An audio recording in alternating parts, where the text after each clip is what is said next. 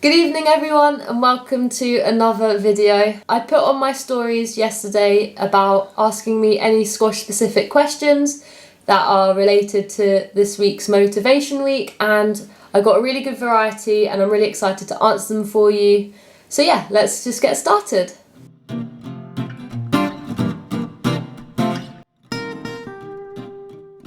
So I've been really lucky. I got to play against both Sarah Jane Perry and Noah Al Tayeb. So I played Tayeb in the Manchester Open back in September this season, and I've played SJ twice in the British Open second round, and I then played her in last season in February in the Nationals final.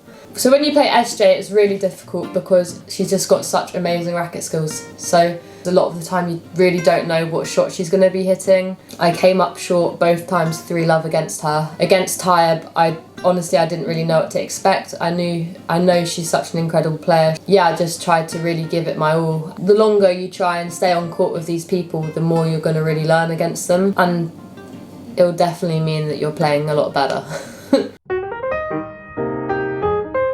When I was young and when I first started playing squash, I played a lot of other sports, and I grew up the most of my childhood being around boys more than girls, and so I really threw myself in and I played a lot of the typical boy sports like football, rugby at school. So I think I sort of had a bit of an easy transition into playing squash and being around the boys more. I've seen it firsthand when I've had to help out with my dad at coaching sessions and stuff where a girl wouldn't want to join in purely because she was going to have to go on court with a boy. I think that if you have a friend that's also interested in sports, like bring them along too and train together. It's always fun doing it with your friend. I used to do school sessions with one of my best friends at the time, and it was honestly so much fun. Try and get a group of girls and start doing group sessions together so there's more of you around, and then you can create a better and like a bigger atmosphere with more of a group of you. I really do think that with the equal prize money there'll be more female role models to be noticed, there'll be more girls looking up and wanting to be like them, and hopefully later down the line that will continue to increase more participation in female sport, which I think is really important. Girls, don't be afraid, it's not scary, and just get stuck in and make friends and bring friends. That is my biggest advice to you all. I've been playing squash properly since the age of 9. Trust me, it's been a really long road. Nothing to get to where I am now has came easy. I was really lucky. I played a lot of sport up until the age of 18. I was still playing hockey to a high level. At 17, 18, I was playing tennis, netball, all sorts. But yeah, I grew up with my dad coaching me from a really young age. I was really lucky to have a dad as a squash coach because I was always at the squash club when he was, and I was always able to get on court with him, which was amazing. When I finished school, the first thing I did was go full-time, so obviously you end up having a lot more time on your hands. You're doing more or less 2 sessions a day, really trying to focus on those subtleties to your game, to what you want to improve on. I also definitely wasn't a natural. My technical area is definitely the most I've had to improve. Everyone on the tour has got their different journeys. I mean, some people you would have noticed have just flown up the rankings and you wouldn't even think they'd even been at the bottom to start with, whereas other people it's been a longer grind to get to where they are now. But all I can say is that follow your own journey, don't worry about yours compared to others, never compare, and honestly just enjoy it. I mean, I know I've got such a long way to go still, but I'm enjoying every minute of it, and that's the main thing that matters.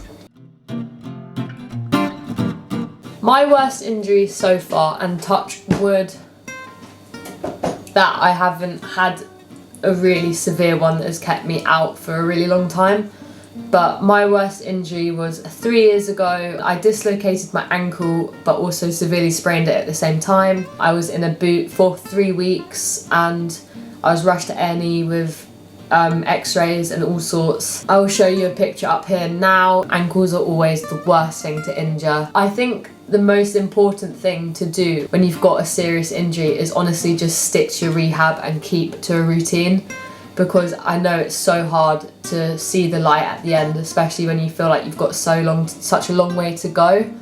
But it is honestly so important just to keep persevering and doing it, because if you don't do it, you'll fall behind and there's always a risk of injuring it more. And also surrounding yourself with better players. For example, like I remember we had Nick coming in and doing a session one time, and he would be there 45 minutes before doing all his injury prevention work. Like way before the session, he was the first one there. And yeah, it's like surrounding yourself around those people. It really shows you how important it is. Of course, there's no guarantees.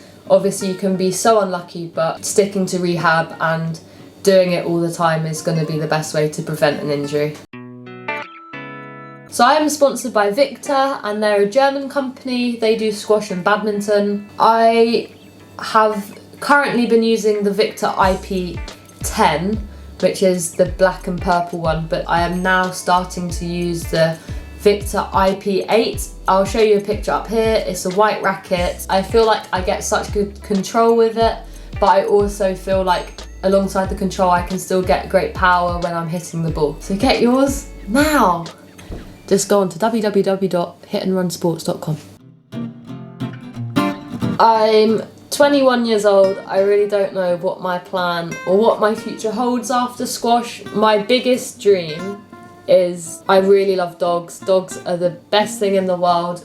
When I'm older, I really wish I could have one right now, but I know I can't. My dream is to have an amazing house in the countryside with a lot of space where I can create a doggy daycare centre for people to come drop their dogs off for however they want, and I'll look after them.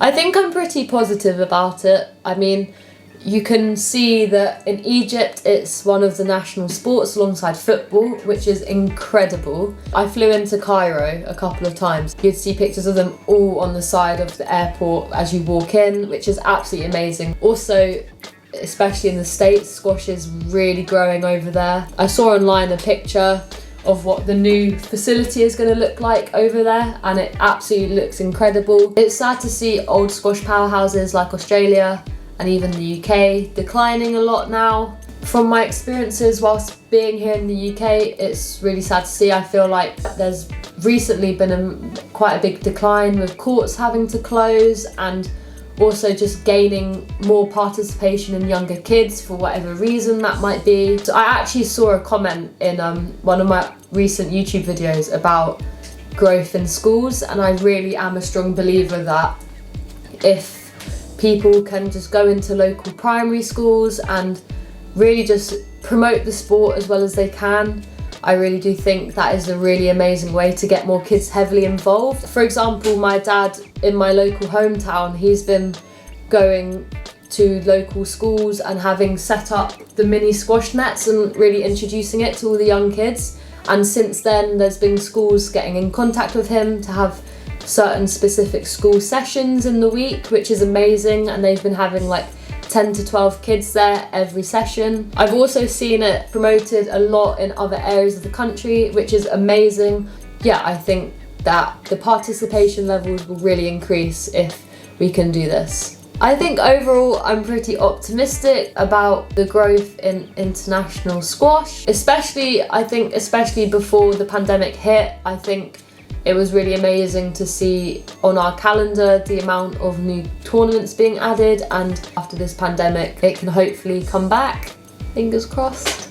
So this is the end of my quickfire Q&A. Yeah, don't forget to smash a huge thumbs up and subscribe. Thanks so much for watching, and see you again for another video.